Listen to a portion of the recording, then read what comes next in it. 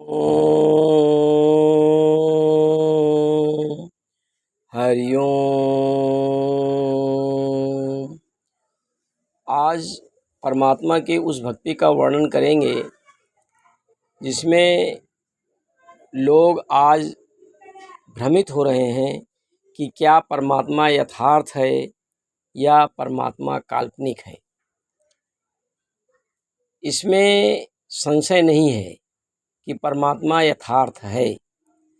लोग कल्पना करके परमात्मा को जो मानते हैं उनकी मात्र मिथ्या कल्पना है। परमात्मा यथार्थ है, परमात्मा शाश्वत है, परमात्मा निरंतर है, परमात्मा कण कण में विराजमान है। परमात्मा सभी प्राणियों में, सभी जीव जंतुओं में ऐसा कहीं नहीं है जहाँ वह विराजमान नहीं है। सारा संसार उसके प्रताप से थर्राता है। उसके गुणों से, उसके कार्यशैली से, उसकी व्यवस्था से यह नहीं समझ पाता कि क्या कोई करने वाला है या स्वतः ही हो रहा है। परंतु यदि आदमी प्रत्यक्ष रूप से देखे तो परमात्मा प्रतिदिन अगर अनुभव करता रहे तो यथार्थ रूप से परमात्मा आदमी को समझ में आने लगता है तो शेष रह क्या जाता है। अगर शेष रह जाता है तो परमात्मा की भक्ति शेष रह जाती है।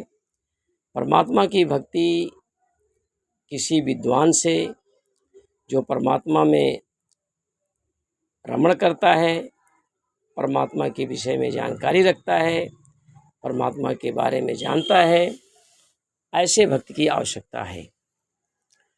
परमात्मा की भक्ति के लिए जिसको गुरु कहते हैं, समझदार कहते हैं, ज्ञानी कहते हैं, महात्मा कहते हैं, संत कहते हैं, जो परमात्मा को अच्छी भली भांति समझ लिया है और अपने को स्थापित करने में सक्षम हो गया है, ऐसा व्यक्ति बिना झूठ बोले हुए वह परमात्मा के बारे में रास्ता बताता है और दूसरा व्यक्ति भी उस रास्ते पर चल करके उसका अनुभव कर सकता है। इस प्रकार से परमात्मा शाश्वत, निरंतर, तीनों गुणों से लैस है, जिसमें वो जन्माता है, संचालित करता है, व्यवस्था बनाए रखता है और लास्ट में व्यवस्था को नष्ट कर देता है। ऐसे वह श्रेष्ठ व्यवस्था करने वाला वह परमात्मा संपूर्ण जगत में विद्यमान है। लोग इसे काल्पनिक मानते हैं, लोग इसे ऐसे ही बोल देते हैं, ऐसे ही कर देते हैं कि परमात्मा कर रहा है। कुछ तो परमात्मा को मानता ही नहीं है, कोई सुन कर के मानता है, कभी भी यह जानकारी नहीं जुटाने की कोशिश करता है कि परमात्मा यथार्थ रूप से है तो कैसे है, उसकी जानकारी कैसे की जाए, इसकी चिंता करनी चाहिए। यदि व्यक्ति को यह चिंता हो जाए कि परमात्मा कैसे है, क्या करता है, क्या नहीं करता है, क्या हम करते हैं, क्या परमात्मा करता है, क्या मेरे लिए करने की व्यवस्था किया है, क्या परमात्मा स्वतः करता है, परमात्मा के कार्य को हम स्वयं नहीं कर सकते हैं और मैं जो काम करता हूँ परमात्मा उसमें कोई बाधा नहीं बनता है।